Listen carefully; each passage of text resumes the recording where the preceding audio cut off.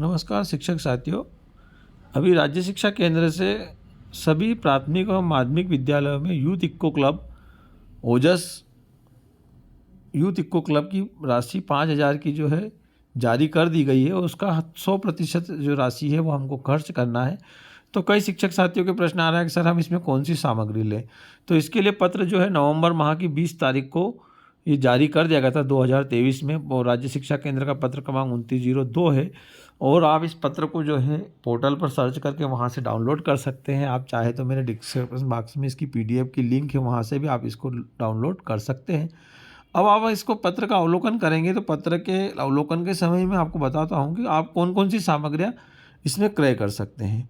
तो सामग्री क्रय करने तो आप देखिए कि विषय जो है इसमें लिखा है कि 2023-24 के लिए प्रदेश के समस्त शासकीय विद्यालयों में अध्ययनरत कक्षा 1 से 8 तक के विद्यार्थियों के लिए यूथ क्लब ओजस क्लब का गठन कर एवं क्रियान्वयन हेतु दिशा निर्देश जारी करने के संबंध में।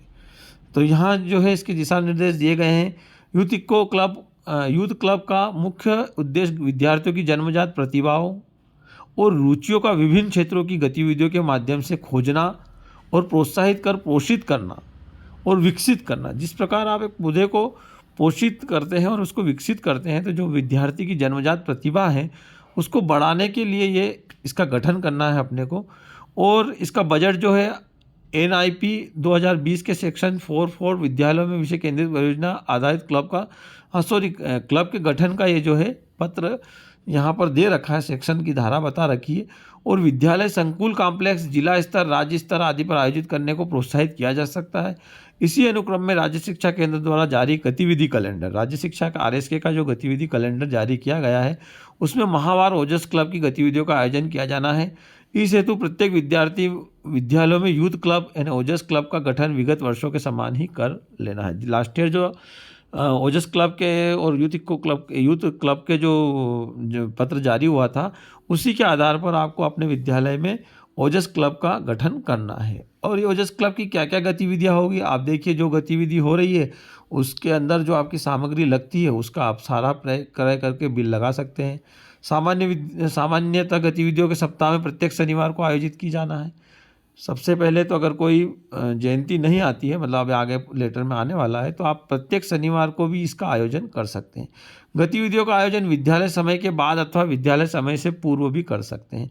ये डिसाइड जो है विद्यार्थी, जो ओजस क्लब के विद्यार्थी है उसकी सहमति के आधार पर किया जाएगा। अगर उनकी इच्छा विद्यालय समय से पूर्व है तो करें, विद्यालय समय के बाद है तो भी आप इनकी गतिविधियों को कर सकते हैं। प्रभारी शिक्षक, आपको एक ओजस क्लब का एक प्रभार देना पड़ेगा एक शिक्षक को। उसके पास ये सारी उसके रिकॉर्ड मेंटेन करना पड़ेगा। अच्छे संस्थानों केंद्र के विशेषज्ञों को आमंत्रित कर विद्यार्थियों को मार्गदर्शन दे सकते हैं। आप कोई आसपास आपके अच्छे संस्थान हैं या विशेषज्ञ हैं तो उनको आप मोटिवेट बच्चों को करने के लिए आप उनको मार्गदर्शन लेने के लिए उनको उस शनिवार के दिन या वर्ष में कोई भी जयंतियों में महापुरुषों की वर्षगांठ मनाने के दिवस के समय ये शनिवार को आपको करना है।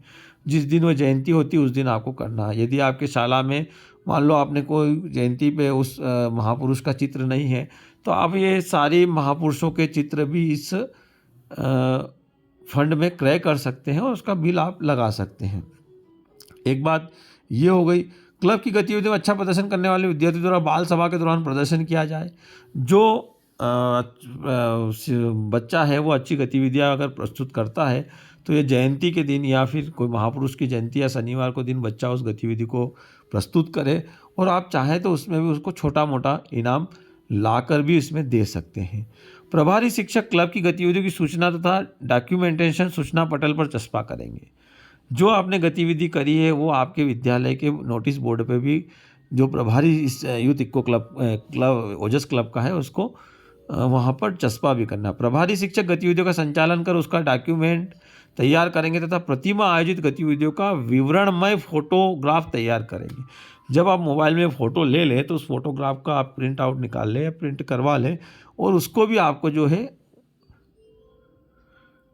विवरण में उसके नीचे फ़ोटो के नीचे उसका विवरण भी लिखे और वो आपको वहाँ पर फाइल करना है या फिर आप जो भी आप बना रहे हैं वहाँ पर उसको सहेज के रखना है।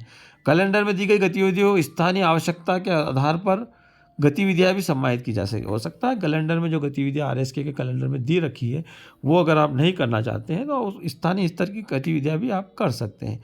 ओजस यूथ क्लब की गतिविधियों की मॉनिटरिंग। ओजस यूथ क्लब में संबंधित गतिविधियां निरंतर संचालित हो, इस हेतु सप्ताह में प्रत्येक शनिवार अथवा साला के प्रदान से निर्धारित समय प्राप्त कर अधिकारी आपके साला का समय प्राप्त करेंगे कि हम सर ओजस यूथ क्लब की गतिविधियां आयोजित कर रहे हैं, तो विकासखंड जिले में पदस्थ समस्त अकादमिक स्टाफ, डाइट प्राचार्य, व्याख्याता, एपीसी अनिवार्यता किसी न किसी एक शाला में उपस्थित होकर ओजस यूथ क्लब से संबंधित गतिविधियों के संचालन की मॉनिटरिंग भी करेंगे। मॉनिटरिंग करता यह भी अपेक्षित है कि यह गतिविधि संचालन आवश्यकता अनुसार सहयोग प्रदान करे। क्लब प्रभारी विद्यालय स्तर पर मॉनिटरिंग पंजिका भी संधारण करेंगे। ओजस क्लब की गतिविधि है, इसका अगर कोई अधिकारी आकर मॉनिटरिंग करता है तो उसकी मॉनिटरिंग पंजिका भी संधारण आपको करना है। इस हेतु बजट आपको पता ही है कि यूथ इको क्लब की प्रतिशाला 5,000 रुपये के मान से प्राथमिक एवं मिडिल स्कूल के लिए लिमिट जारी की जाएगी। पत्र में लिखा है की जाएगी, जो कि नवंबर का पत्र था, जो कि अब वो जारी हो चुकी है। आपको उनके बिल लगाना है। तो पत्र के अनुसार महापुरुष की जयंती अगर आप मनाते हैं तो कोई विद्यालयों में प्रतियोगिता आयोजित कर सकते हैं। रंगोली प्रतियोगिता आयोजित कर रहे हैं तो रंगोली के कलर वगैरह, या ड्राइंग प्रति आप चित्रकला आयोजित कर रहे हैं तो ड्राइंग बुक, ड्राइंग शीट, उसके अंदर जो है स्केच पेन वगैरह भी आप क्रय कर यहाँ पर सामग्री लगा सकते हैं। निबंध प्रतियोगिता या कोई और भी प्रतियोगिता आप आयोजित करते हैं तो उनके जो सामग्री उसमें लगती है वो आप वहाँ पर बिल लगा सकते हैं। और एक और बात है शिक्षकों, उपयोग स्रोत सामग्री विशेषज्ञों को स्थानीय आवश्यकता अनुसार मानदेय गतिविधियों का आयोजन हेतु किया जा सकेगा। मतलब आप किसी विशेष व्यक्ति को बुलाते हैं, आवंटन राशि का व्यय भंडारण क्रय नियमानुसार ही करना, लेकिन ओजस यूथ क्लब के अंतर्गत आवंटित बजट का उपयोग स्रोत सामग्री और विशेषज्ञों को स्थानीय आवश्यकता अनुसार मानदेय भी आप प्रदान कर सकते हैं। सामग्री का भुगतान तो करना ही है। यदि कोई विशेषज्ञ अपनी फीस बताता है और आप उसको अपने बजट में आता है तो उसको मानदेय देकर भी आप बच्चों को मोटिवेट करने हेतु या उसके परामर्श हेतु बुला सकते हैं। इसका बिल भी आप लगा सकते हैं। ये लेटर जो है राज्य शिक्षा केंद्र का है, संचालक महोदय द्वारा जारी किया गया है। धन्यवाद। आपको वीडियो पसंद आया होगा। Thank you.